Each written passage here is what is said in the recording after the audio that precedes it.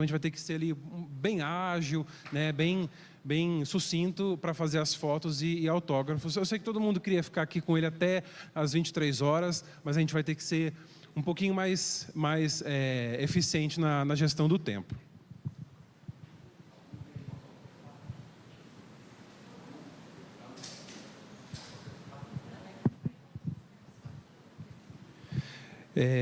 Eu gostaria de agradecer aqui primeiro a presença dos representantes de cidades vizinhas, né? Já é de praxe aqui. Agradecer a presença pessoal de Badibacite, Marília, Mirassol, José Bonifácio, Cedral, Palestina e Rio Preto.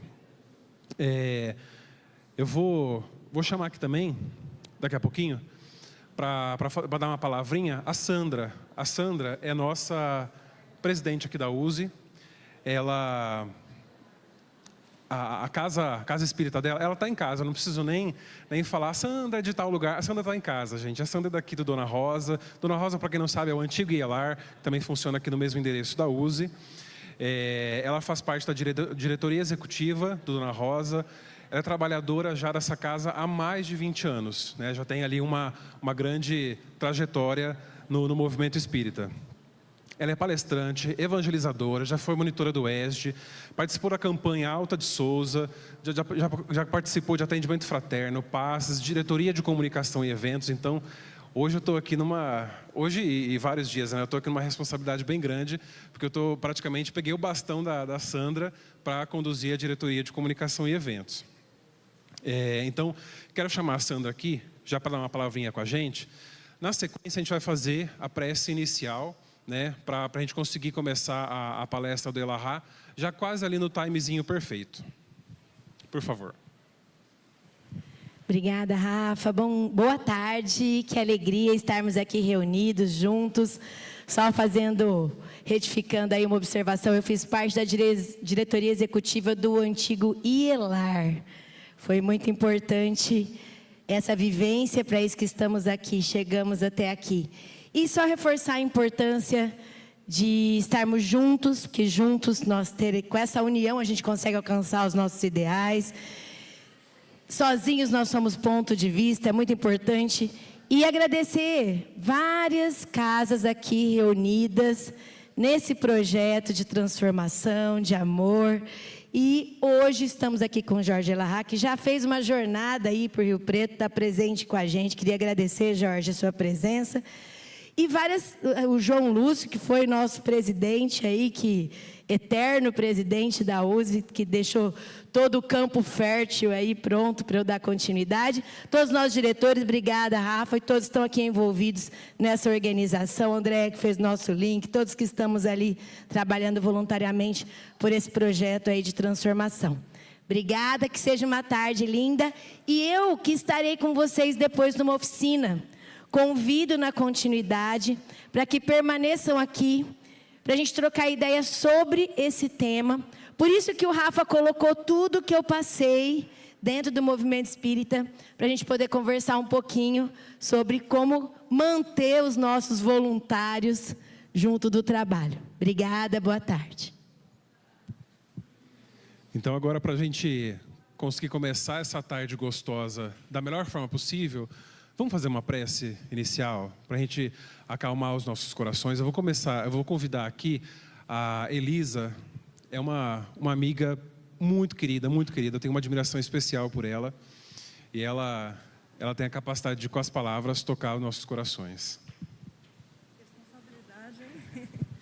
Boa tarde a todos. Então vamos, primeiramente, acerenando os nossos corações, as nossas mentes, para que possamos estar aqui plenamente conectados com a espiritualidade amiga, para que possamos receber essas boas vibrações da espiritualidade. Então vamos primeiramente agradecer a Deus, nosso Pai, nosso Criador. Vamos agradecer a Jesus, nosso Mestre, nosso amigo, nosso irmão. E a Maria Santíssima, nossa Mãe, Mãe de toda a humanidade. Temos que agradecer também, além de agradecer a espiritualidade dessa casa, que prepara esse ambiente para nos receber, para que possamos sair daqui, com certeza, muito melhores do que entramos.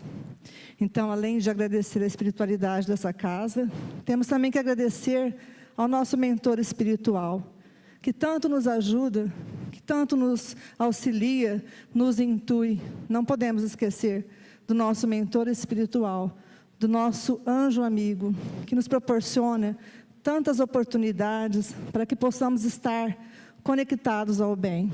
E que possamos, Senhor, receber esses ensinamentos da palestra do nosso querido amigo, que está aqui disponível a nos ajudar a passar todos os conhecimentos. Que possamos, Senhor, recebê-lo com muito amor, com muito carinho e aprender tudo que Ele traz para nos ensinar. Que assim seja, Senhor. Vou tomar mais uns minutinhos de vocês para aproveitar aqui o ensejo e já passar mais alguns recados. Na verdade, os próximos eventos que a gente vai ter aqui no começo desse ano. Fechando aqui janeiro, no próximo domingo, a gente tem uma sessão de psicografia com Newton Stuck. Na verdade, é Newton Stuck, Carol Fontes e Diego Garla. Vai ser aqui no próximo domingo, começa às 13 horas. Os portões abrem geralmente às 11, 11 e pouquinho, para o pessoal já fazer a triagem, né, já preencher ali a ficha com os dados, e a gente aí conseguindo organizar aqui o espaço da melhor forma possível. Porque geralmente aqui o salão fica abarrotado, então é bastante gente, a gente já começa então bem cedo. Como de praxe, né, na última sexta-feira de cada mês, nós temos aqui o encontro do nosso Clube do Livro, que começou em junho de 2024. Parece que eu não lembrei da passagem do ano, já ia falar que agora, nesse ano, mas não foi. O nosso Clube do Livro, a gente tem os encontros mensais, sempre às últimas sextas-feiras de cada mês, das 20 às 21h30, mais ou menos. Como geralmente o assunto vai se estendendo, a gente vai conversando, dando risada, então a gente às vezes sai daqui 21h45, 21h50, já saímos aqui até às 22 horas. Mas é muito gostoso, a gente se reúne para debater e analisar o livro que foi lido naquele mês, a gente já discute, sempre todo mundo, a gente faz aqui uma pequena confraternização, então cada um traz aqui um item para comer, para beber, então fica um momento delicioso, e aí cada um a gente vai embora depois com a obra já do próximo mês. Agora a obra de janeiro chama Cotton Land, Mundo de Algodão, mas a de dezembro, gente, não vou dar spoiler, mas o finalzinho do 12º capítulo foi unânime, que todo mundo amou a obra, que a gente considerou assim, a melhor do Clube do Livro até então. E é uma história muito emocionante, muito tocante e que tem uma carga doutrinária muito grande. Então, convido a todos vocês a conhecerem e fazerem parte do Clube do Livro. Peçam para o seu Arthur depois ali quais são os planos de associação. A gente tem plano trimestral, semestral e anual. Mas o mais gostoso desse Clube do Livro é a oportunidade de estar junto, presente, conversando, né? Não são somente sócios de um Clube do Livro, nós nos consideramos amigos mesmo. Hoje aqui a gente já tem algumas pessoas que fazem parte do clube, então convido mais uma vez a todos vocês a conhecerem o nosso Clube do Livro. Mas vamos ao que realmente importa? Vamos falar desse nosso amigo querido aqui que está aqui hoje, igual a Sandra falou, né, ele já está fazendo uma jornada por aqui, está fazendo várias palestras, e hoje é a nossa vez, né, de ter a presença dele aqui. O Jorge Larraile ingressou no movimento espírita jovem no Pará em 1980, já faz um tempinho, eu acho que eu estava no nosso lar ainda. Em 87, ele se transferiu para Rondônia, onde atuou por 35 anos em grupo de jovens, palestras, estudo sistematizado e unificação do movimento espírita, que é algo muito importante. A gente precisa ter ali todo mundo falando a mesma língua, né? E conseguir, isso faz com que a gente consiga levar esse movimento espírita para cada vez mais pessoas, né? Ele se mudou para Curitiba em 2021. Olha só, de lá de cima para lá embaixo. O que será que levou ele a tão longe, hein? Quem sabe a gente não descubra isso. Atualmente ele se divide entre a Federação Espírita de Rondônia e o Centro Espírita Recanto da Prece, lá em Curitiba. Além de conciliar a agenda dele com essas várias palestras que ele nos presenteia em todo o território nacional. Por favor, Jorge. Uma salva de palmas para ele, por favor, gente.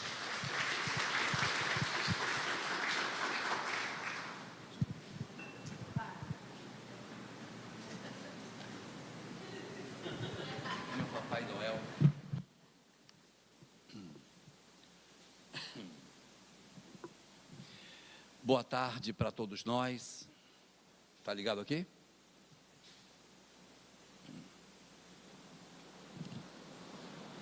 Alô, agora sim. Bem, boa tarde para todos nós. Como nós estamos entre irmãos, nós estamos numa atividade federativa. Eu vou saltar todas as questões de introdução e serei bem objetivo, para que sobre tempo para a gente poder conversar mais sobre o que a gente tem para falar. Nosso tema hoje aqui são sugestões para a dinamização do movimento espírita. E eu dividi em 4 blocos de sugestões. O primeiro bloco de sugestão é quanto à gestão da casa espírita, na organização da casa como um todo. E nós estamos vivendo hoje, dentro do movimento espírita, algum desconforto em algumas casas, porque após a pandemia houve uma redução do número de frequentadores. Isso é muito comum. Algumas casas tiveram que fechar grupos de estudo, outras tinham palestras em mais dias, agora tem menos, e isso está sendo bastante frequente dentro do movimento. Uma redução do número de atividades ou do número de frequentadores do movimento. Bom, que isso não nos preocupe, porque o nosso objetivo não é a quantidade de pessoas que nós atingimos, mas sim a qualidade daquilo que nós fazemos. Os pioneiros que vieram antes de nós não contavam com grupos tão numerosos e atuavam. Então, nós vamos atuar com o grupo que a gente tem. Eram 100, estão vindo 20, é para 20 que a gente vai trabalhar. Que isso não nos angustie, que isso não nos preocupe. Vamos tocar a tarefa do jeito que a tarefa está se apresentando, sem desânimo, sem nenhum abatimento por conta disso. Até porque esta redução não é por conta de desinteresse pela doutrina espírita, mas é pelo fato de que as lives hoje estão atendendo uma grande quantidade de pessoas.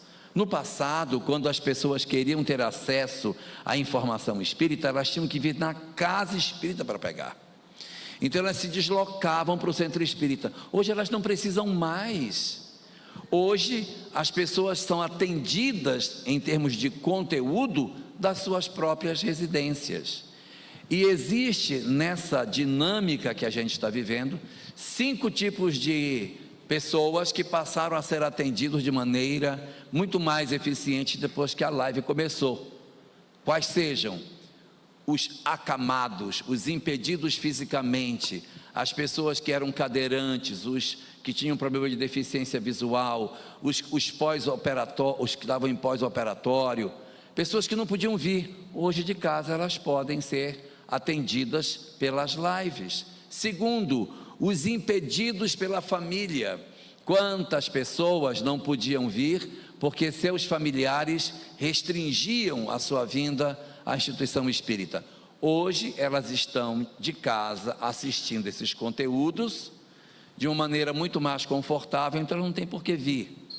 Terceiro, os medrosos.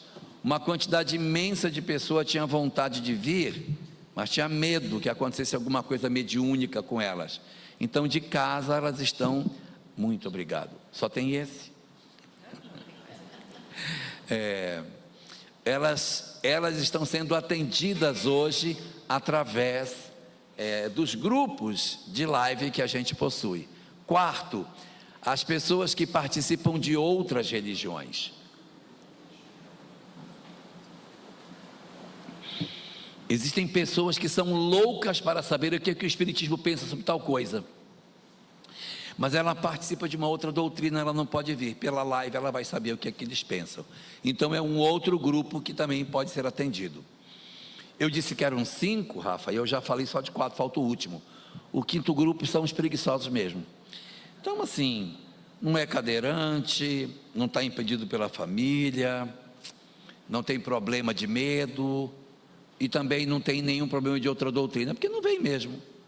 É mais confortável. E vejam, há justificativas para isso. Eu venho para o centro espírita, eu posso pegar uma palestra ruim, de um tema ruim, de um orador ruim. De casa eu posso escolher o orador que eu quero, falando o que eu quero, na hora que eu quiser, e ainda por cima pauso para conversar com o marido e depois volta de onde parou. Poxa, são vantagens incríveis que a gente tem. Então não dá para querer competir com live e não dá para querer conspirar contra a live. Não adianta o movimento espírita, não, mas isso tem que acabar, porque as pessoas têm que vir para o centro espírita. Isso não vai acontecer. É igual você querer que a tecnologia pare, que o Uber deixe de funcionar para voltar a ter táxi. Não vai acontecer. Que inteligência artificial pare. Não vai acontecer. Tudo que avança tecnologicamente não tem recuo. Então o movimento espírita tem que se adaptar a essa realidade. Nós temos que nos adaptar ao fato de que lives não pararão, não existirá retorno dessa realidade. Nós temos é que tirar vantagem disso, ao invés de sentarmos na beira da calçada para reclamar. Então, como que a gente tira proveito disso? Transmitindo também. Porque a gente não deve dizer assim, mas tem muita coisa ruim na internet, tem um monte de gente falando um monte de bobagem em nome do espiritismo na internet. O que você vai fazer? Você vai proibir? Vai caçar essas pessoas? Vai mandar prender? Não existe isso. Então, como é que a gente reage quando você está diante de um material ruim na internet? A solução, Marcos, é a gente fazer uma mudança efetiva, colocar conteúdo bom. Como é que eu reajo? Então, se eu colocar mais conteúdo bom, Sandra, a tendência é que dilua o ruim. Mas se eu disser, mas tem muita coisa ruim, não quero nem publicar, aí você divulga o que é ruim. Então a gente precisa se preparar para produzir material de qualidade. Ou seja, não somente as lives, mas as chamadas palestras híbridas, como essa que a gente está produzindo aqui. Ela é presencial, mas ela está indo para a internet. Em termos de live, o movimento espírita está ótimo. Nós estamos muito bom de live, a gente faz vinheta e faz as coisas e funciona, e o pessoal já está apto assim a falar no vídeo, está ótimo. Mas as híbridas está muito ruim. Nós estamos muito amadores na produção de híbrida, porque as pessoas ficam passando na frente da câmera, fulano vai fazer a leitura, aí a pessoa vem, joga o microfone em cima da mesa, é muito amador ainda. Nós temos que melhorar, porque uma pessoa que está atrás de um material de mais qualidade, quando ela começa a ver aquela coisa mal acabada, ela diz, ixi, eu não vou nem assistir isso aqui. Então, vamos qualificar as híbridas. As lives estão legais, mas tem que qualificar as híbridas. Nesse sentido, muitas pessoas dizem assim, poxa, mas se agora as pessoas não vêm para a casa espírita, a casa espírita vai fechar, porque não tem mais, vou fazer o quê com esse salão, com essas salas? Para que vai servir? Se antigamente vinha 100, agora vem 20. O que eu vou fazer na minha casa, pelo amor de Deus, com tão pouca gente? Eu poderia operar hoje com a metade do tamanho que a casa tem. E existem alguns companheiros que se sentem incomodados pelo fato de haver tido uma redução do número de pessoas. Qual é a solução para isso? Primeiro é preciso entender por que as pessoas não estão vindo e quem é que não está vindo, Nicole. Quem não está vindo para o centro é porque se satisfaz com a live. Quem é que se satisfaz com a live?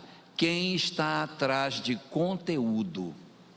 Porque, aquelas lives são maravilhosas, olha o conteúdo, está atrás de conteúdo. Quem está atrás de conteúdo não vai ter a necessidade de vir. Quem está atrás de conteúdo não está interessado em vir. Mas será que as pessoas que batem na porta da casa espírita só estão atrás de conteúdo? Não existe um segundo público que a gente possa oferecer algum outro produto? Será que de repente a imensidão de pessoas com adoecimento mental, com problema de depressão, ansiedade, síndrome do pânico, ideação suicida, problemas de relacionamento conjugal, conflitos existenciais, vazio existencial. Será que esse pessoal não pode ouvir na casa espírita nada que lhes seja útil no seu processo terapêutico de solução ou de pelo menos melhoria das suas condições emocionais? Então, por que a casa espírita tipicamente funciona assim? Dia de palestra, tem segunda, quinta e sexta é palestra. Dia de estudo, nós temos estudo terça, quinta, sábado de manhã, sábado de tarde e domingo. Atendimento espiritual, sexta-feira. Por que o atendimento espiritual é tão pequenino dentro do movimento? Eu queria que alguém me explicasse. Por que nós, que somos uma doutrina com tanta informação de socorro à criatura que padece, colocamos como se fosse na porta dos fundos o trabalho de atendimento espiritual? Esse trabalho precisa ser trazido para a frente. Esse trabalho não pode ser um algo mais. Não, a gente faz aí, tem um pessoal que vem. Não pode. Na medida em que houve um atendimento pelas lives do conteúdo da doutrina espírita, sobrou espaço na instituição espírita para que a gente possa atender os que padecem da alma. Está passando da hora do movimento espírita ser o local que acolhe as pessoas em sofrimento emocional, sofrimento das suas necessidades da alma. Nós já fomos o lugar que falava com o espírito. Nós já fomos o lugar onde se fazia caridade, nós já fomos o lugar onde se estudava sobre o mundo espiritual. Está na hora de deixar de ser apenas isso, continuar fazendo isso, mas ser também o lugar onde quem sofre bate na porta e encontra alguém para ouvi-lo. O trabalho de atendimento espiritual precisa ser alargado. Quantos habitantes tem em São José do Rio Preto? Quantos mil? 500? 500 mil pessoas, 5%, segundo as estatísticas, tem depressão. Então, se fosse 10%, seria 50 mil. Como são 5%, é 25 mil. Cadê os 25 mil que não estão no movimento espírita? Então, nós temos uma dívida com a sociedade, na medida em que nós temos uma quantidade enorme de informações, e nós não estamos partilhando isso com as pessoas, Cidinha. Nós não estamos permitindo que as pessoas tenham acesso a isso.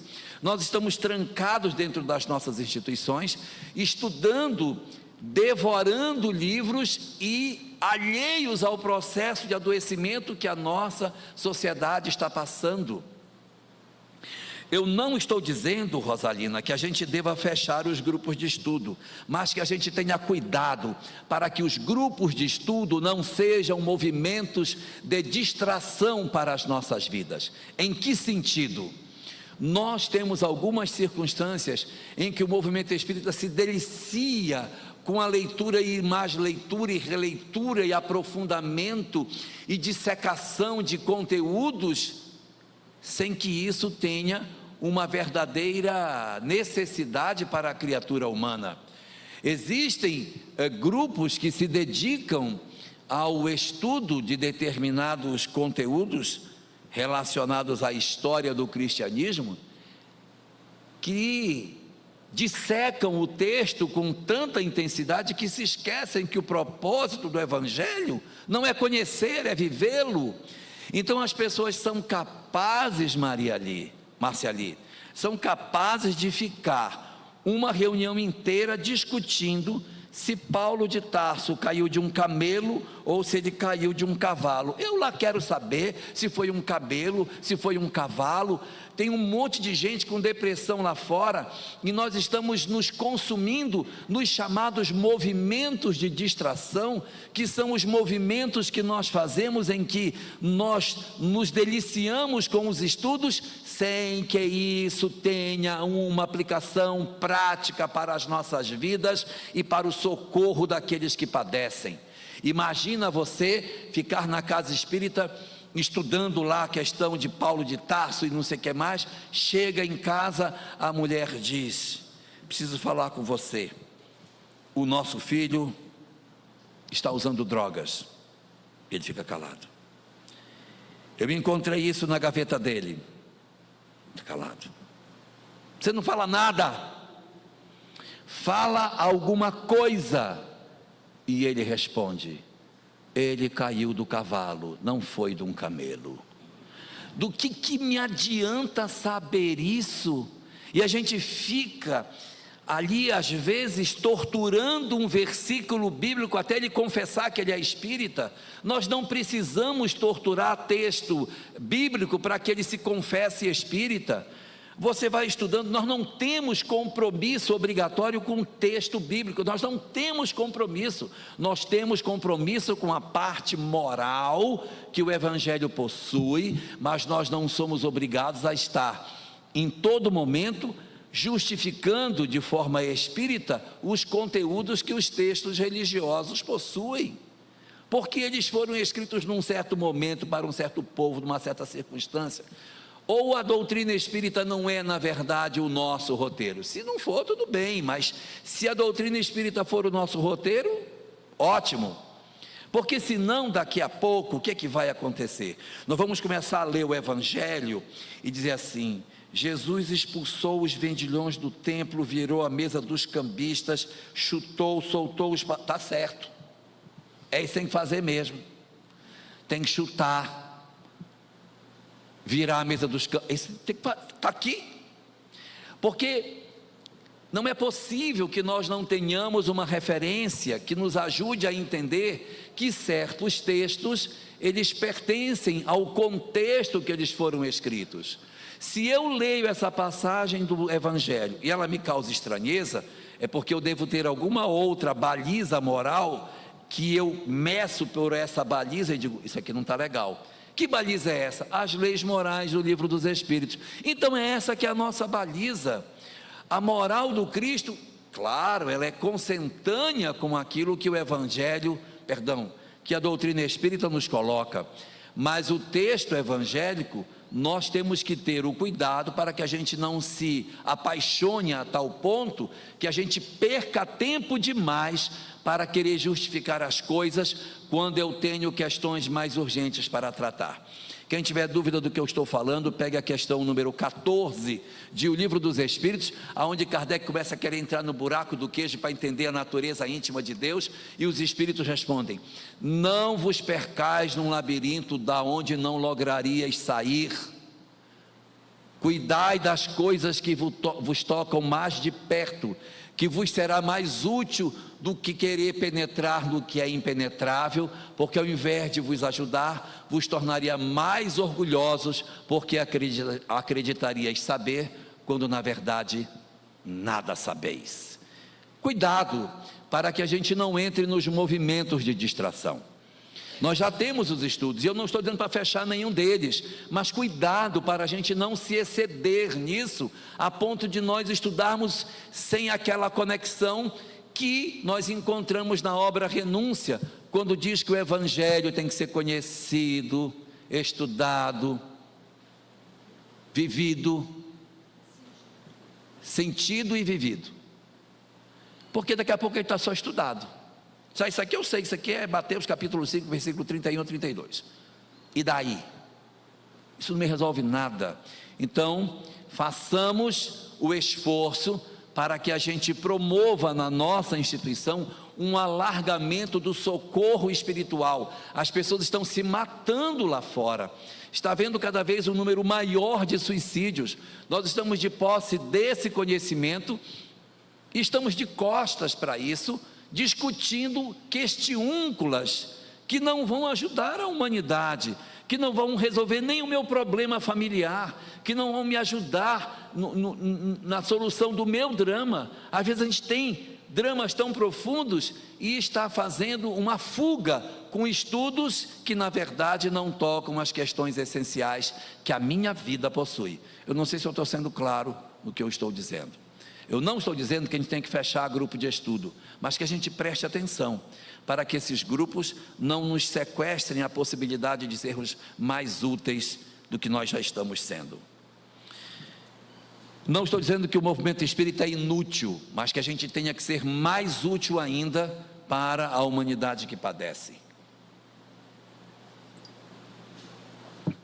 Como seria esta forma de nós conseguirmos melhorar o nosso trabalho do atendimento espiritual? Primeiro, pensando na possibilidade de abrir mais dias por semana, para que as pessoas possam ter mais opções. Ah, meu filho, só tem sexta-feira. Ah, mas eu estou perturbado, sexta-feira que vem você volta. Segura aí, que hoje é sábado. Na sexta-feira você vem, aí o cara se mata no meio da semana. Então a gente precisa repensar. Primeira coisa, abrir. Quem não tem, abra. Casa espírita que não tem atendimento espiritual, abra. Procure a USE, se oriente como é que abre e abra. Faça o trabalho funcionar. Quem já tem, crie novos dias, se assim puder. Se houver disponibilidade de espaço, se houver disponibilidade de trabalhador, mas estabeleça isso como uma meta, ampliar o trabalho que a gente tem para fazer nesse sentido. Uma outra coisa importante no trabalho, muito obrigado. Uma outra coisa importante no trabalho de assistência espiritual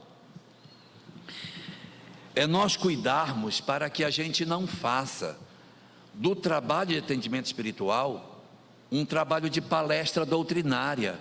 O objetivo do atendimento espiritual não é ser palestra doutrinária.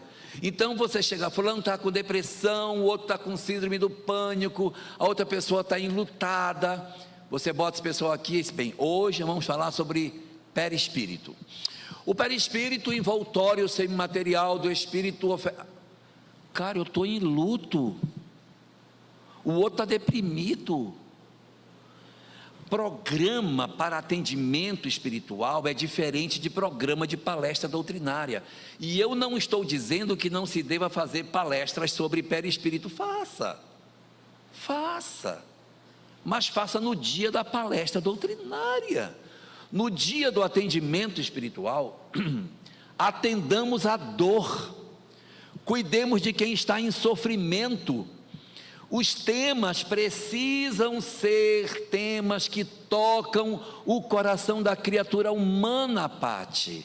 Não pode ser temas complexos. Tem que trabalhar a questão do sofrimento. Aí a pessoa diz, entendi. Então na próxima reunião nós vamos falar sobre ovoides, para eles saberem. Não, meu filho, não faça isso. Não é isso. Está errado. Você vai fazer um trabalho de atendimento espiritual? Usa o Evangelho. Não usa outra coisa.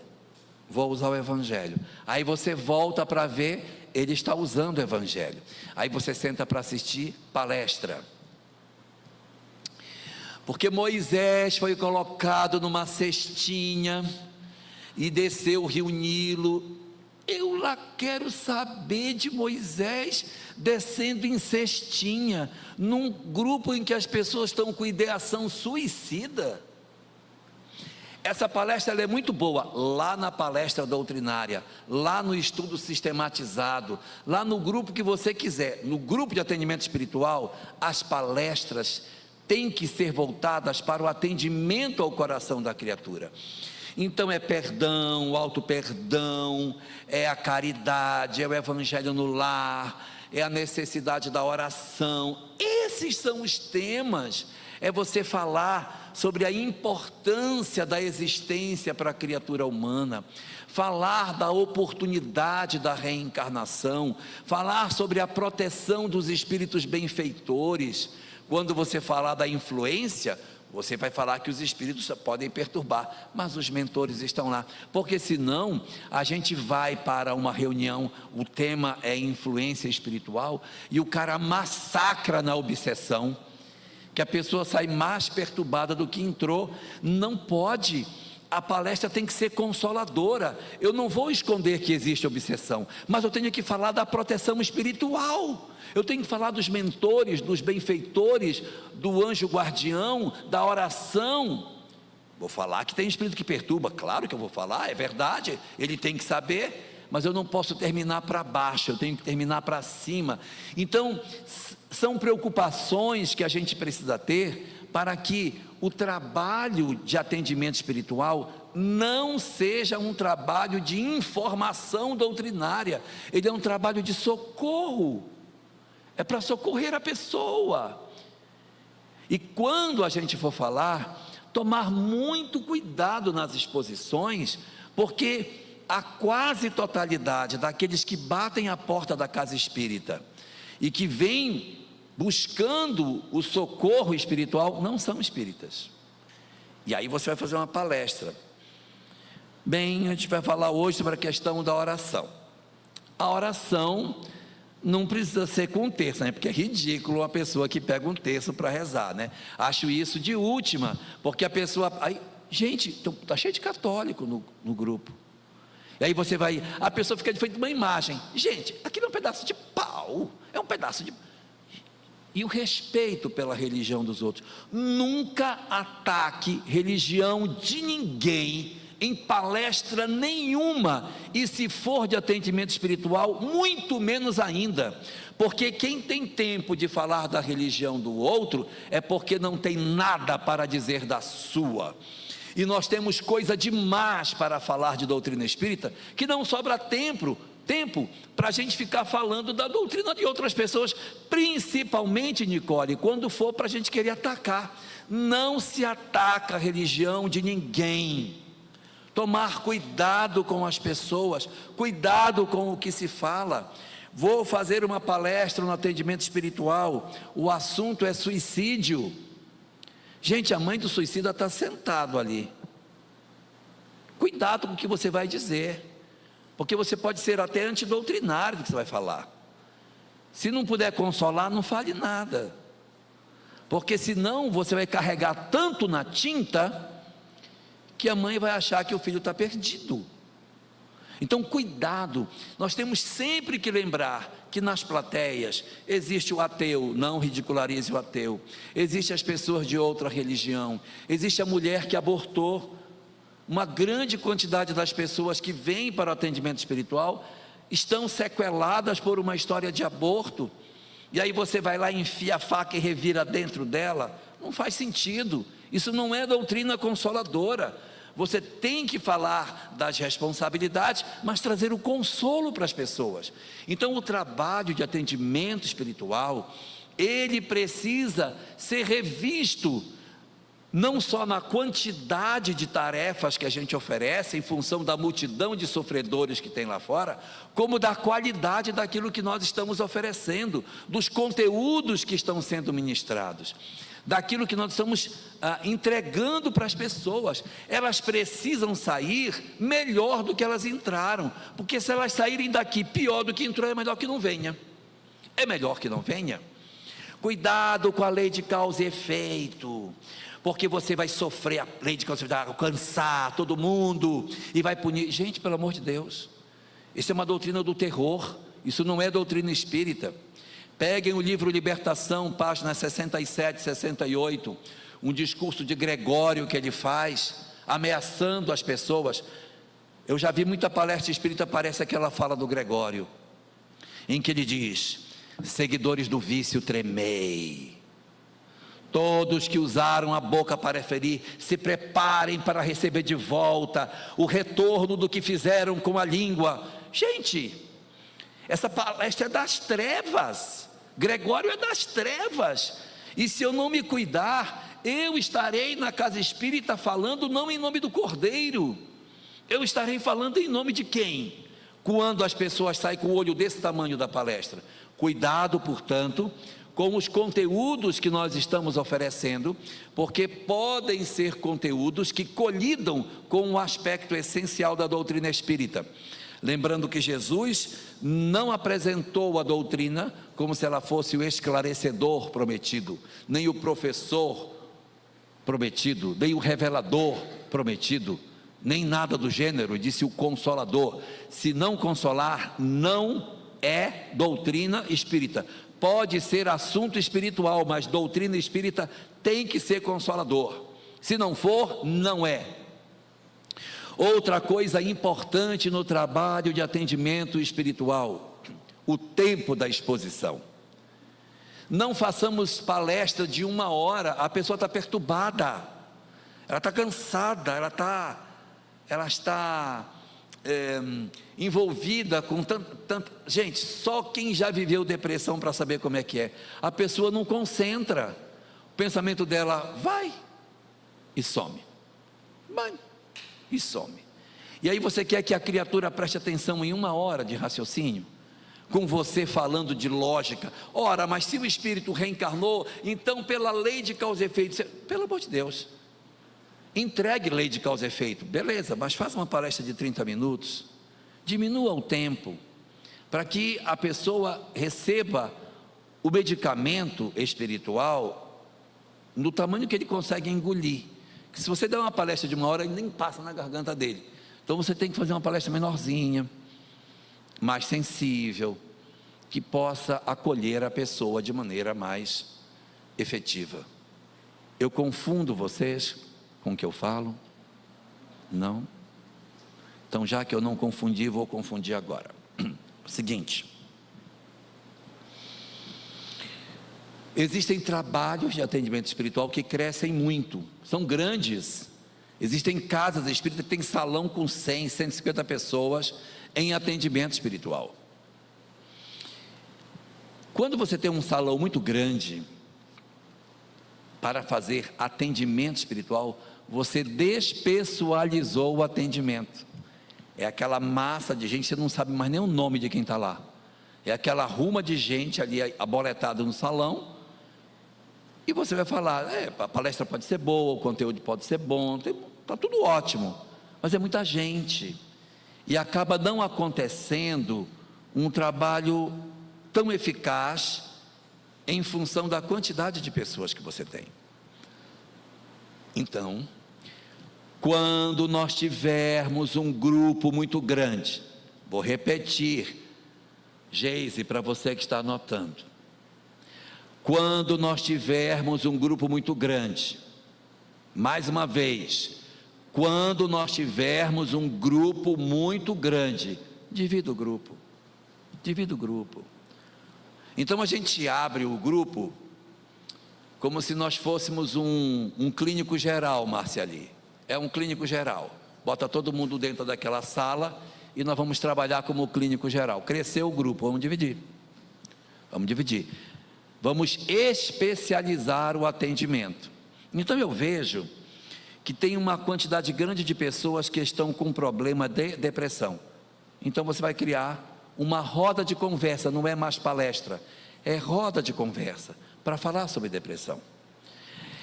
Ali é uma outra roda de conversa só de pessoas do luto, ali é uma roda de conversa só de pessoas que têm problema de ansiedade, síndrome do pânico, ideação suicida. Eu vou vendo a possibilidade de dividir, mas também não vai criar 10 grupos, vai ficar 2 em cada um. Você divide em 2, divide em 3, vai especializando os seus grupos de acordo com a possibilidade. E não faz mais palestra, trabalha com roda de conversa. Como funciona a roda de conversa? Você traz um conteúdo pequenininho, depressão. Aí você diz, olha, gente, todo mundo de crachazinho, você está vendo o nome de todo mundo, crachazinho, e aí, vamos começar, aí quem está na condução, lê um texto pequeno, que toca sobre depressão, que fala sobre o assunto. Terminado aquilo, ele pode dizer, quem quer comentar essa questão?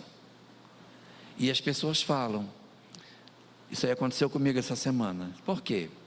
Porque aconteceu, aí a pessoa vai e narra a sua história, o outro complementa, o outro fala, você faz um pacto para que tudo que seja dito ali não pode sair dali, e as pessoas se curam, uma cuida da outra, as pessoas aprendem a se tratar, a história do outro parece com a minha, se meu filho usa droga, e esta noite, ele chegou em casa alterado, ele quis me bater, eu fiquei arrasada, nem dormi.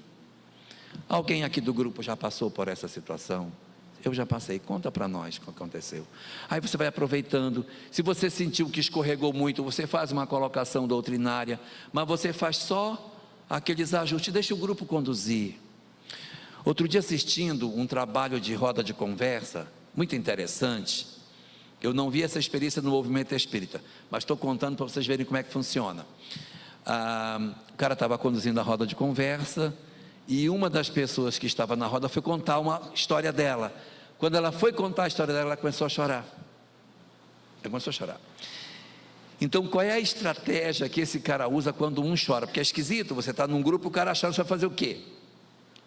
O que você vai fazer se o cara chora? Não chore, deixa ele chorar. Mas também não pode ficar o grupo parado olhando a pessoa chorar, que fica muito ruim. Olha a técnica que ele usa, e eu não quero dizer que essa seja a técnica ideal para o espiritismo, mas eu achei interessante o que ele faz. Quando a pessoa se emociona e chora, ele puxa a música. Encosta tua cabecinha no meu ombro e chora, e conta logo tuas mágoas todas para mim. E aí as pessoas cantam, é o tempinho que a pessoa se recompõe, todo mundo canta, não fica ninguém olhando para a pessoa, e aí terminou, você quer continuar? Aí ela continua, porque ela se refez, e a história segue. Então, rodas de conversa têm sido extremamente terapêuticas para o socorro das pessoas que estão em processo de adoecimento. Nós já temos em várias cidades do Brasil rodas de conversa para tratamento de luto. Pelo número de habitantes desta cidade, deveria ter um grupo aqui, em alguma casa espírita.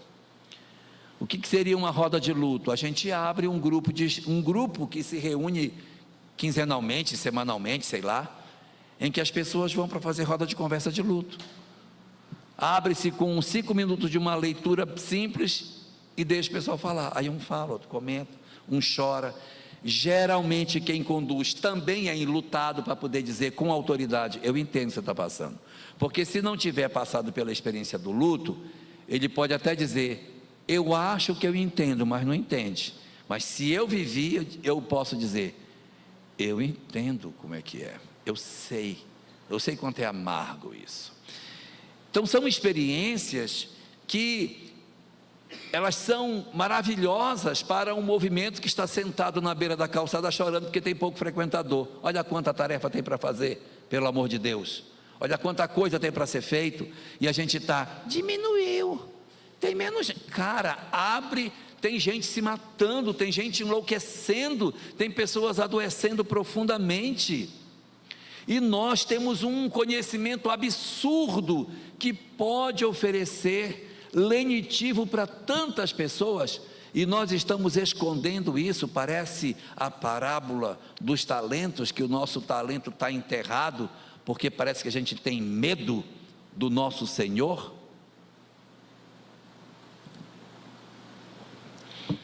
Está na hora, está passando da hora das instituições espíritas se voltarem para esse processo e ampliarem os seus trabalhos de atendimento aos que padecem. E volto a dizer, não estou dizendo para que a gente reduza grupos de estudo, estou apenas dizendo que a gente preste atenção para que os nossos estudos não nos desviem da finalidade maior que a doutrina espírita tem, que é consolar, que a gente não seja um grupo unicamente de estudo. Para quem está em atendimento espiritual, existe uma estratégia também muito interessante que a gente pode desenvolver e tem dado excelentes resultados no movimento espírita. Quando eu era menino pequeno, no movimento espírita, assim, da idade da Rosalina, da idade da Cleide, eu achava que era muito ridículo quando as pessoas diziam assim: eu faço um trabalho assistencial e eu sou o grande beneficiado. Eu digo: quanta preguiça, meu Deus. Menos, pelo amor de Deus. Porque eu sou o beneficiado. Não é, eu dizer, não é. O beneficiado é o outro que tomou a sopa, não é você. Você cortou a sopa, cortou a verdura, vai para casa, mas você não é o grande beneficiado. O grande beneficiado é o outro lá, que levou o enxoval, que conseguiu a cesta básica, que tomou a sopinha dele. Esse cara que é o beneficiado. Mas hoje, já perto dos 100 anos, eu já tenho uma visão completamente diferente, e por incrível que pareça, eu acho que eles estavam certos, porque verdadeiramente os grandes beneficiados do trabalho assistencial da casa espírita são aqueles que promoveram o socorro dos que padecem. Eu estou confundindo no que eu falo? Realizar o trabalho de socorro dos padecentes é uma excelente técnica terapêutica, porque quando eu cuido do outro, eu esqueço um pouco da minha própria dor.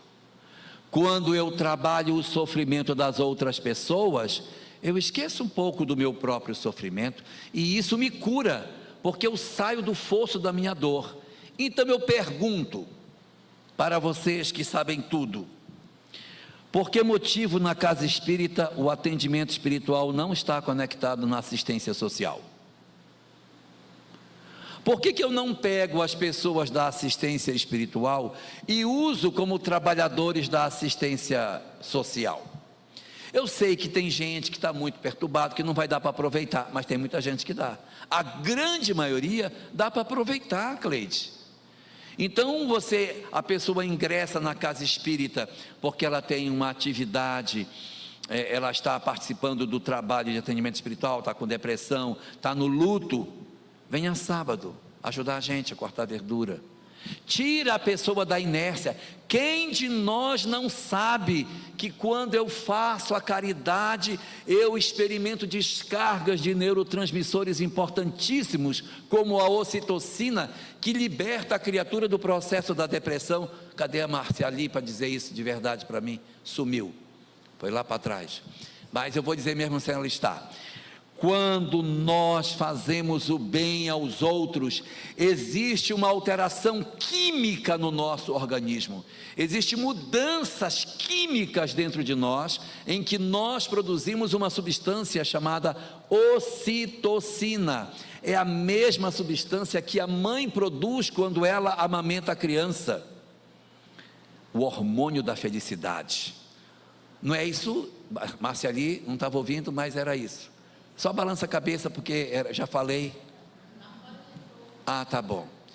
Não é isso? Ocitocina não é tão importante para o processo de cura dos nossos mecanismos de adoecimento emocional? Então a gente às vezes está com uma pessoa numa depressão danada, chama o cara para trabalhar. Não é um movimento espírita que diz: ai, tem tão pouca gente, a gente quer fazer um trabalho, mas não tem porquê, porque a gente não chama, caramba, chama o pessoal, convida. Eu não vou convidar todo mundo, porque tem gente que está muito perturbadinho, não dá para levar para o trabalho, mas tem gente que dá. Então chama a pessoa e diz assim: fulana, você não gostaria de vir conosco? Nós temos um trabalho em tal local, vem para cá, para o centro, daqui a gente sai, porque é longe, você vai se perder, não vai achar. E a gente vem aqui, a gente já vai no carro conversando, batendo papo, envolvendo a pessoa, leva, chega lá aquele monte de menino chorando, pendurado nas pernas da pessoa, aí a pessoa vai, se sente útil. Gente, é um prazer tão grande para quem é depressivo saber que ele pode ser útil para as pessoas. O quanto isso é fantástico. Você pega uma mulher enlutada, que está no fosso da depressão pela perda de um filho, e leva ela para o trabalho assistencial. Aí ela vai ver as outras crianças que estão lá, e sabe qual é o raciocínio que esta mulher vai fazer? Ela vai olhar as crianças e vai dizer: a roupa do meu filho serve nesse garoto, semana que vem eu vou trazer umas roupinhas do meu filho para ele, porque ela não doou nada ainda, Rafa, o quarto está trancado igual um santuário. Aí ela abre e tira 3 camisas, não, tá bom, só 3 é suficiente. Ela tira 3 e leva progresso. Na outra semana ela leva mais 5. E aí ela vai descobrindo que quanto mais ela doa, mais feliz ela fica. E isso é terapêutico, pelo amor de Deus. Por que não conectamos o trabalho de atendimento espiritual com o trabalho de atendimento social da casa? Ficam os departamentos isolados, um não conversa com o outro, chama para dialogar e leva esse pessoal, que vai permitir com que você alargue o trabalho social de maneira espetacular. E digo, o trabalho que vai ser feito nem é para atender o que está na fila atrás de um pão, é para socorrer o que está adoecido emocionalmente. Aí você vai dizer, ele é o grande beneficiado, porque eu estou curando esta pessoa do seu processo de adoecimento emocional com o trabalho que ele tem a oportunidade de fazer. Então, essa nossa forma de funcionar muito departamentalizada precisa ser revista, para que haja maior diálogo entre os departamentos e a assistência espiritual possa munir a atividade de assistência social daquilo que a gente precisa para a dinamização do nosso trabalho. E já que eu falei de assistência social, eu quero falar de assistência social agora.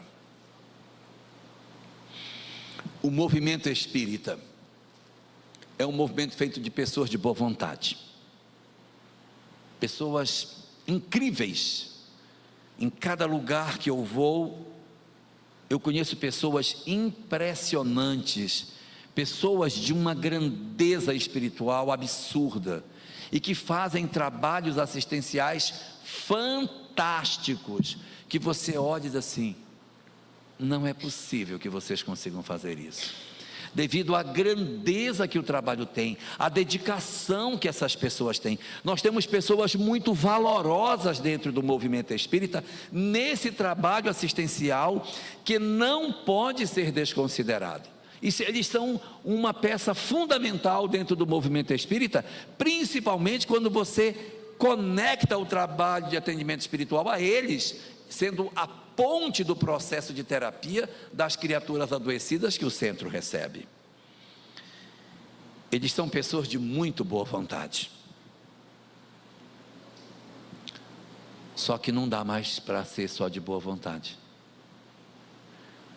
A nossa sociedade avançou muito, e a boa vontade não é suficiente para fazer mais um bom trabalho assistencial.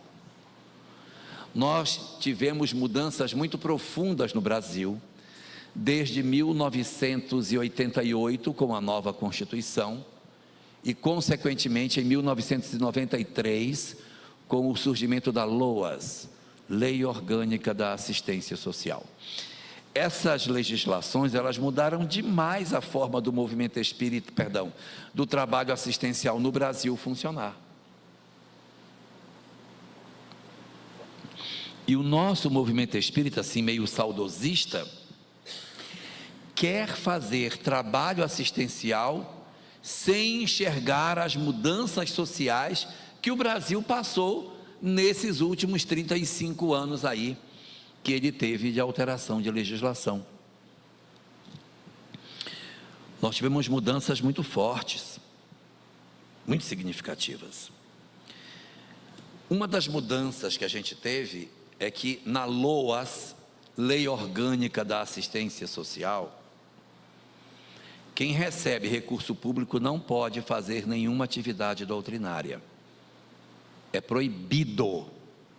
Eu não posso fazer uma tarefa assistencial para distribuir cesta básica e fazer uma palestra espírita para as pessoas que vão receber a cesta. Isso é proibido.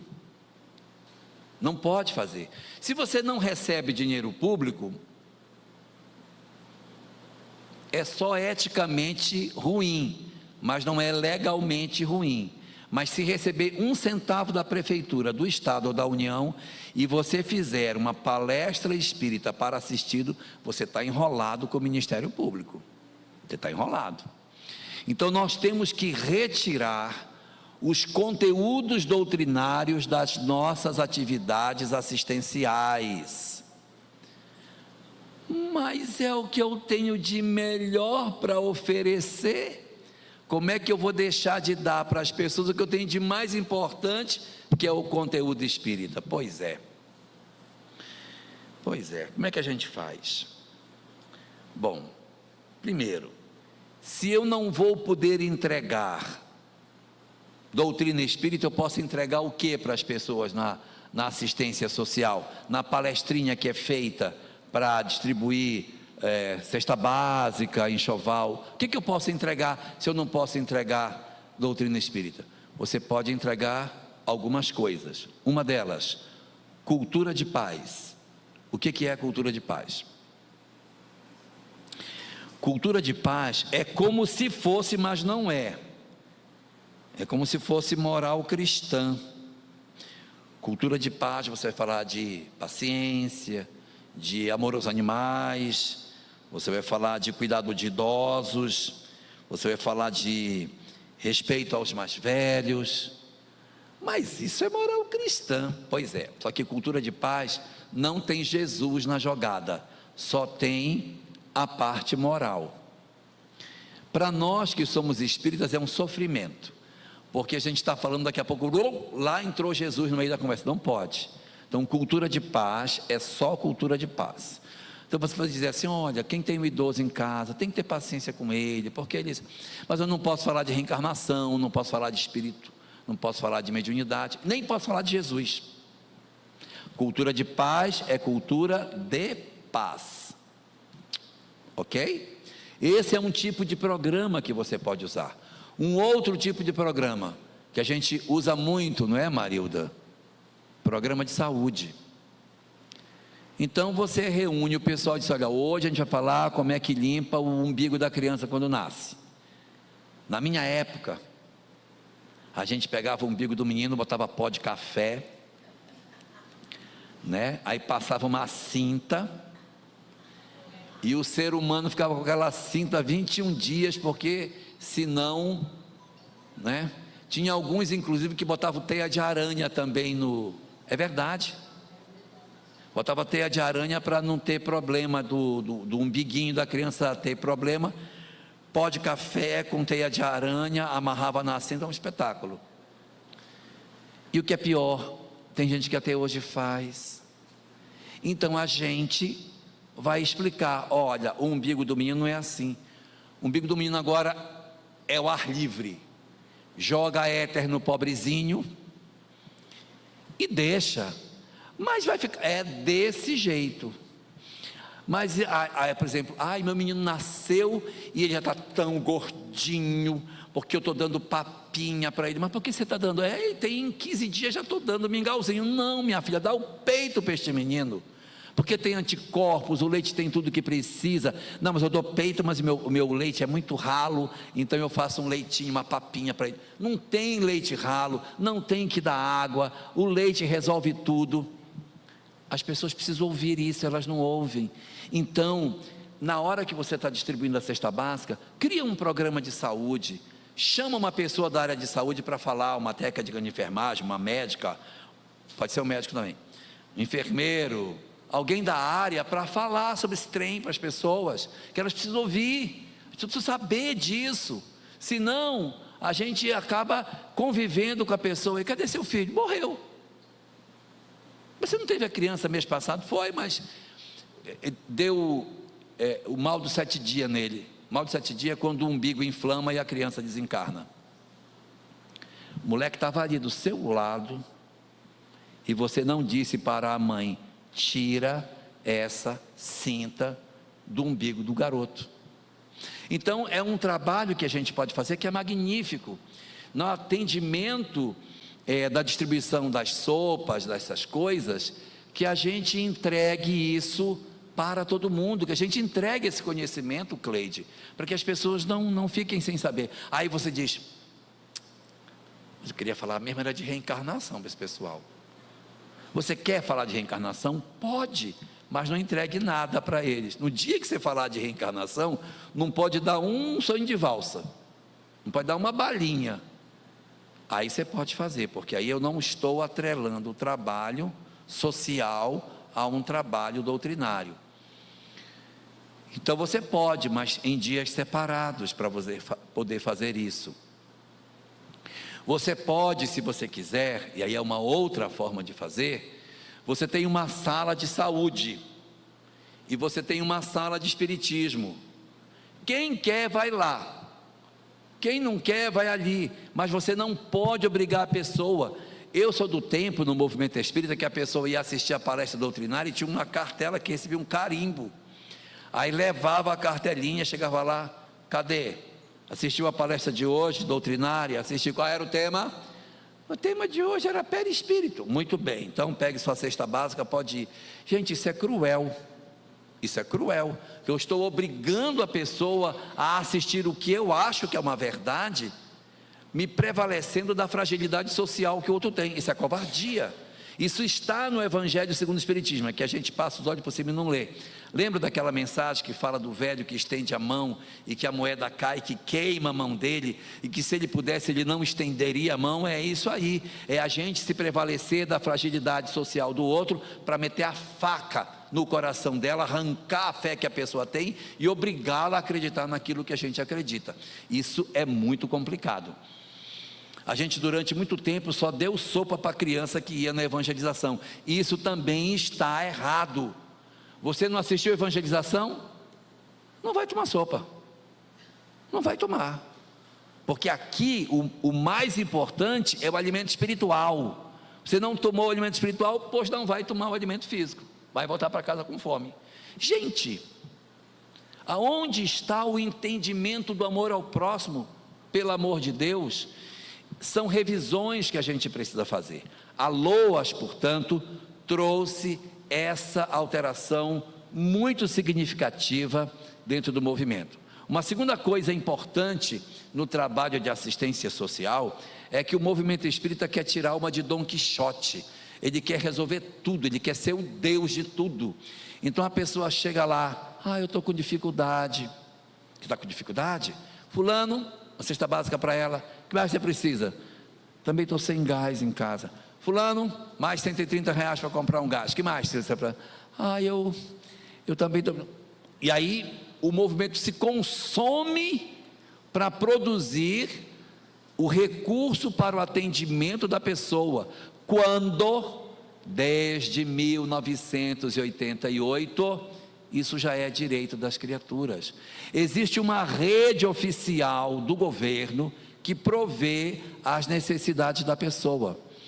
Eu outro dia fui numa cidade aqui próxima, aqui perto, e aí uma moça veio me procurar pedindo ajuda, que ela estava sem comida, sem nada em casa e tal. Aí eu chamei a moça da assistência social e disse, conversa com ela, que eu não sei o que é que a casa oferece. Não, pode deixar que eu falo com ela. Ela sentou com a moça e perguntou, você está no Bolsa Família? Não, vou te cadastrar. Cadastrou no Bolsa Família. Você tem Vale Gás? Não, não tenho Vale Gás. Pois você vai ter Vale Gás. Você já tem seus documentos? Perdi tudo que eu sou drogada, então vamos tirar o documento tudo de novo. Então ela cadastrou para pedir os documentos, ofereceu Bolsa Família, ofereceu Vale Gás, verificou as crianças que ela tem para colocar na escola, e o Centro Espírita não gastou um tostão, usando a rede oficial que o Estado possui. E eu não estou falando de política partidária, estou falando de trabalho de cidadania. Hoje não faz mais sentido o movimento espírita querer carregar a questão assistencial nas costas. Nós temos que acionar a rede, nós temos que nos aproximar dessa rede e dizer, como é que eu instalo na minha instituição um posto de cadastramento, de CAD único para oferecimento disso? Não dá para fazer, não dá por quê? Porque tem que ter algumas condições que a gente não tem. Quem tem na cidade? O padre tem. O padre tem? Então vou falar com o padre. Padre, eu vou encaminhar para o senhor as pessoas que você cadastre aqui. A gente tem que acabar com esse negócio de achar que o padre trabalha lá e nós trabalhamos aqui. O período da chamada tolerância religiosa acabou. Eu vou dizer de novo, período de tolerância religiosa acabou. Porque período de tolerância religiosa é assim: eu tolero você, Márcio, e você me tolera. E como eu tolero você lá, você me tolera aqui, e a vida segue. Não é mais tempo de tolerância, é tempo de trabalho em rede. O que é trabalho em rede? Eu não enxergo fronteira. Eu chego no pastor e digo: pastor, o que a sua clínica de recuperação de drogados está precisando? E o pastor diz: estou precisando de 3 colchões e 10 lençóis. Vou fazer uma campanha no centro espírita e vou trazer os colchões para o senhor. E o pastor vai fazer o trabalho dele lá. Porque eu não tenho que dizer assim: ah, mas o pastor tem um trabalho com drogado. A gente não tem. Nós vamos montar um também, e o nosso vai ser melhor que o dele. Que conversa é essa, meu? Então procura o padre. Geralmente as paróquias, elas têm vínculo com o CAD único, com esse trabalho. Fala com o padre e conduz as pessoas em condição de vulnerabilidade para serem atendidas lá. Acolhe a pessoa aqui, só você vai lá no padre e o padre vai cadastrar você, conversa lá com ele. Se puder abrir no centro espírita, ótimo. Se não puder, usa a rede, cara. Usa a rede. Aciona o trabalho em rede e usa a rede oficial. Mas nós não devemos trabalhar como se nós fôssemos um Dom Quixote da vida, em que eu vou sair com o Sancho Panza para tentar lutar contra os moinhos de vento sozinho. Tem uma estrutura enorme montada, usa a estrutura e não pesa no movimento espírita. Deixa que o movimento espírita faça o que o Estado não consegue fazer, mas se o Estado pode, deixa. Ajuda com que as pessoas tenham melhores condições de reinserção desse jeito. Nesse trabalho de atendimento social, existe uma terceira mudança também muito importante. Meu tempo já acabou faz tempo, né? Que horas que eu tenho que sair daqui? Eu tenho 5 minutos? Então vou ser mais sucinto. O movimento espírita precisa se aproximar dos conselhos de direito. O que são conselhos de direito? Conselho de direito da criança, do adolescente, conselho de direito da mulher, conselho de direito, um monte de coisa. Nós temos que estar participando desses conselhos. Nós não podemos ficar à margem da sociedade. Isso não é política partidária, mas nós temos que sentar, ter que ter assento no conselho para discutir para onde vai o dinheiro que o Estado está gastando com criança. E quais são as campanhas que o Estado está desenvolvendo? Participa das campanhas, desenvolve junto com eles, opina e diz: não, tem uma instituição. Cadê o trabalho do COMAD, que é o Conselho Municipal Antidroga? Cadê o COMAD da cidade? Está funcionando? Vamos botar para rodar, vamos participar, vamos chamar as instituições, vamos fazer com que esse negócio ande. Cadê o CMDCA, o Conselho Municipal de Direito da Criança e do Adolescente? Vamos participar dele. Conselho de Direito da Mulher, vamos participar dele. Vamos acionar a rede, vamos participar, vamos discutir, vamos pensar nas políticas públicas para morador de rua, isso é o trabalho de cidadania que a gente precisa fazer. Não tem sentido a gente ficar de janela olhando essas coisas acontecerem sem que a gente se envolva diretamente nesse trabalho que precisa ser feito. Então, existem muitas modernidades no âmbito da assistência social. O movimento espírita precisa rever as suas práticas, porque nós estamos fazendo um trabalho muito mais assistencialista do que propriamente assistencial. E nós colocamos na nossa casa espírita assim: serviço de assistência e promoção social. O movimento espírita faz muito pouca promoção, se fizer. O que é promoção, Cidinha? É tirar a pessoa da condição de vulnerabilidade. A gente fica sustentando a pessoa e diz assim: esse nosso trabalho de sopa aqui tem 45 anos. A avó dessa moça na sopa tomou sopa aqui. A mãe dela também tomou. E agora a neta, nós estamos há 3 gerações atendendo esta família. É meritório, mas não é promoção. Promoção era com que essa família deixasse de depender do apoio assistencial de alguém e ganhasse autonomia. Como que o movimento espírita pode fazer isso? Ora, como que pode? aqui em São José do Rio Preto, é aqui? Foi aqui que a gente fez a entrevista? Foi.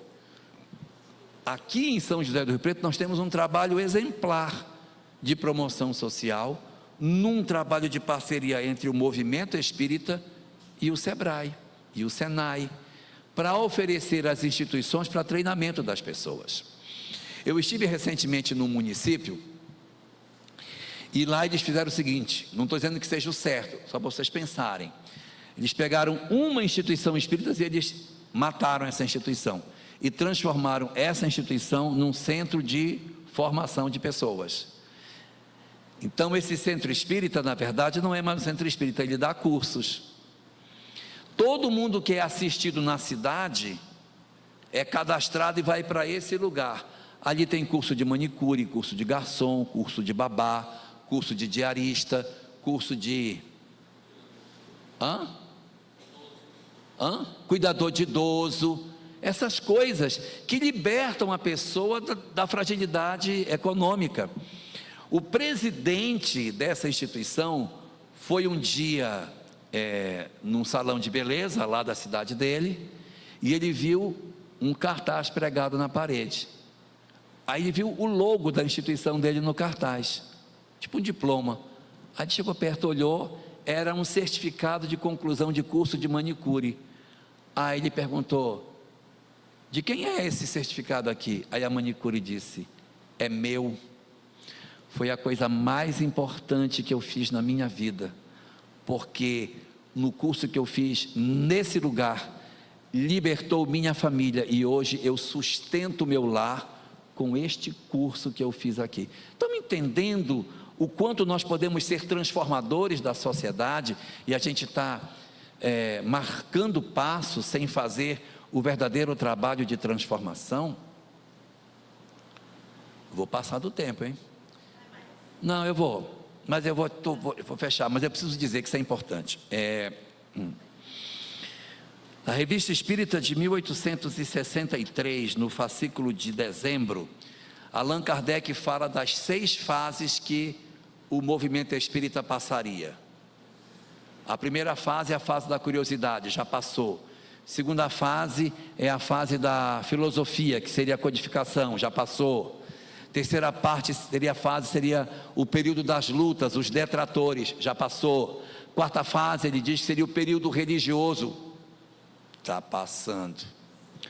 Quinta fase seria o período posterior ao período religioso, em que o Espiritismo reveria suas práticas e se tornaria mais reflexivo. Eu acho que a gente está entrando nele. Eu acho que eu estou entrando nesse período, porque já não é mais tão religioso, é mais intimista, para que a gente vá para a última fase. A última fase chama-se fase da regeneração social, em que o Espiritismo se enxergará como um grande movimento transformador da sociedade.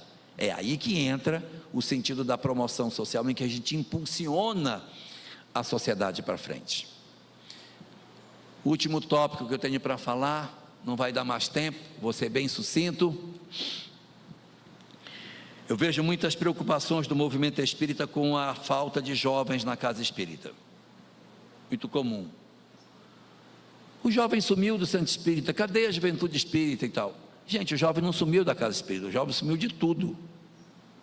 O movimento escoteiro não tem mais gente, o Lions não tem mais gente, o Demolei não tem mais gente, as Filhas de Jó não tem mais gente, as Bandeirantes não tem, os Desbravadores não tem, está todo mundo sem jovem. Por quê?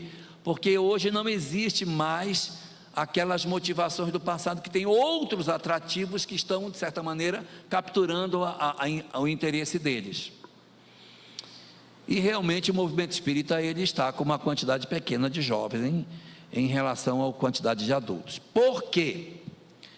Porque a nossa pegada é uma pegada para adultos, a nossa maneira de falar é para adulto, a nossa metodologia é para adultos. Nós somos muito bons para nos comunicarmos para adultos. Como eu sou do IBGE, eu posso dar o número para vocês. Na década passada, o número de pessoas que se declararam espíritas adultas no Brasil cresceu 156%. Foi uma explosão de pessoas que se declararam espíritas. E jovem cresceu só 16%. Cresceu tantos adultos que os jovens ficaram menos numerosos, mas é porque cresceu demais. Isso significa que o nosso trabalho com adultos está muito bom, por isso que está vindo muita gente. E os jovens deixaram de ser a principal porta de entrada de pessoas no movimento espírita. Pode fazer aqui uma enquete, aqui não, porque é um público mais de trabalhadores, talvez a gente não encontre isso. Mas se você fizer uma palestra, quem entrou no movimento espírita depois dos 25, você vai ver que uma grande quantidade de pessoas entrou depois dos 25 anos. Então assim, vou me arriscar a perguntar, quem conheceu o Espiritismo aqui depois dos 25 anos? Olha só, não entrou na juventude, não foi a juventude que nos trouxe, a gente entrou como adulto. Então é um desespero, porque tem que ter juventude. Cara, tudo bem, é muito importante que tenha, mas ele não é a principal porta, é mais por eles do que pelo movimento, para que eles não façam bobagem, mas não porque o movimento precisa imperiosamente dos jovens para que eles consigam construir um movimento apoiado nessa leitura. Isso tudo é muito importante para que a gente compreenda onde a gente está se movimentando. E se for para que a gente crie movimento de juventude sem conteúdo espírita, é melhor que não faça.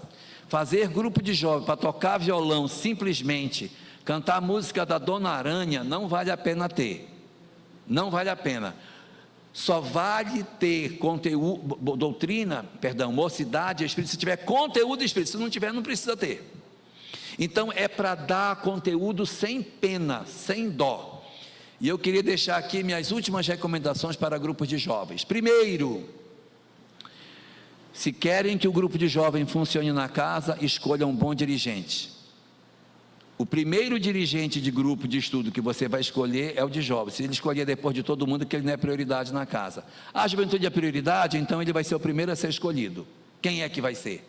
Não, vamos primeiro ver ESD, palestra, quem sobrar pega o jovem. Então não é prioridade, não vai funcionar. Então primeiro, escolha o melhor para tocar. Segundo, bote um programa sem misericórdia. Programazinho, vamos fazer só um evangelinho, não funciona. Bota doutrina espírita sem pena. Eles têm que se apropriar do conhecimento espírita. Você não vai construir uma juventude espírita só com o verniz, tem que aprofundar o conteúdo. Tem dúvida de como fazer? Bota o ESD para eles. Se eles têm mais de 18 anos, bota ESD para jovem, funciona. Às vezes o jovem não se dá bem com a metodologia de juventude.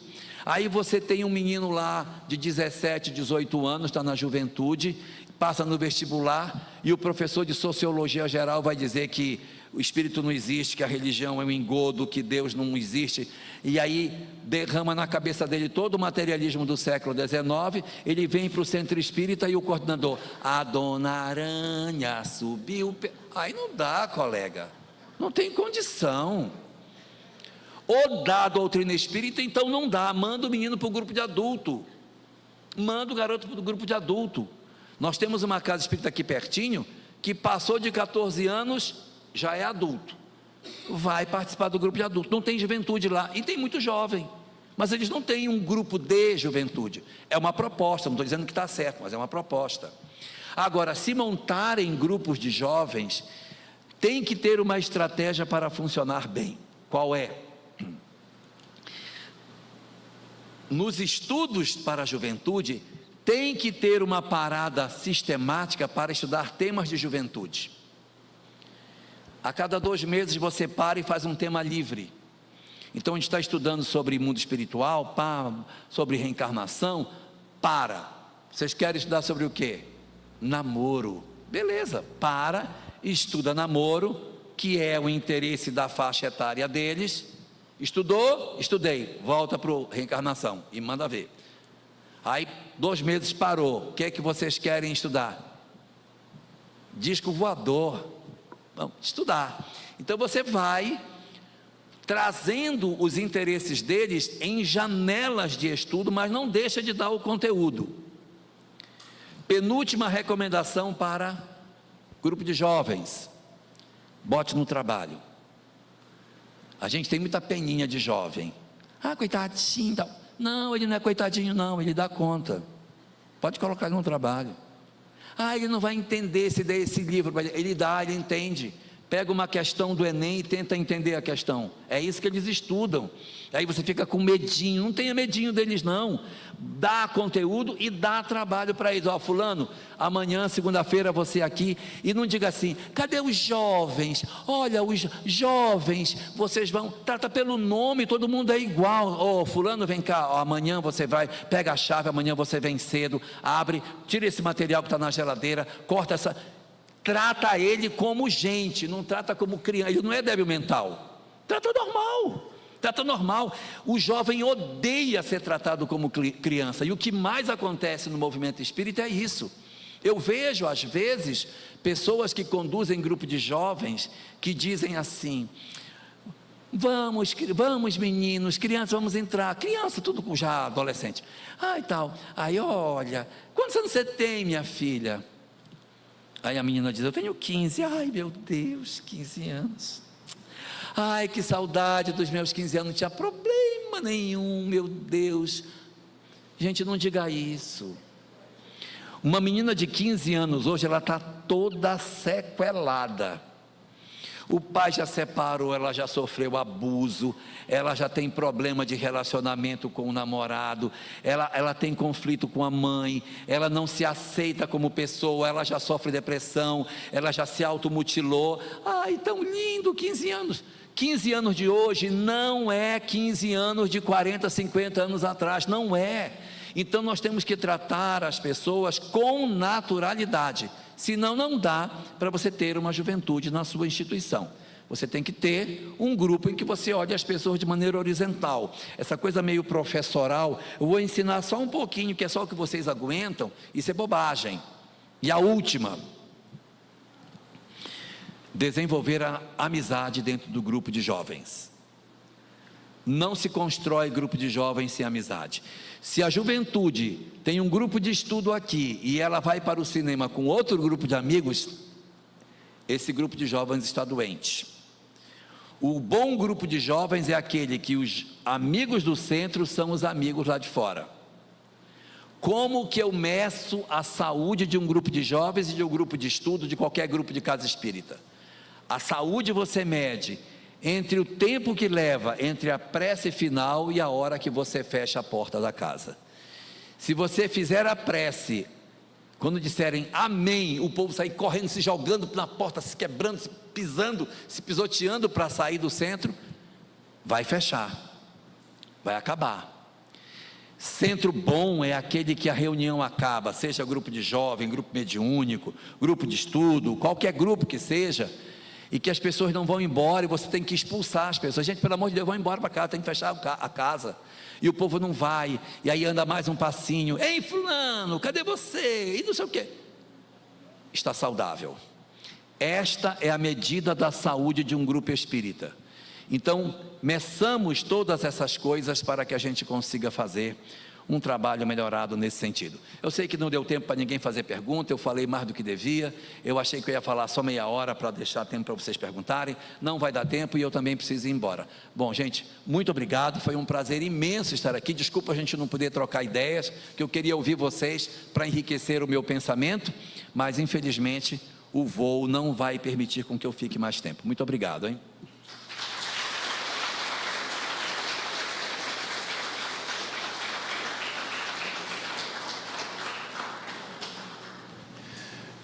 Que coisa mais linda, né? Eu ouvir esse rapaz falando aqui pra gente hoje. Eu só via as cabecinhas assim, risadas, né? Todo mundo se identificando.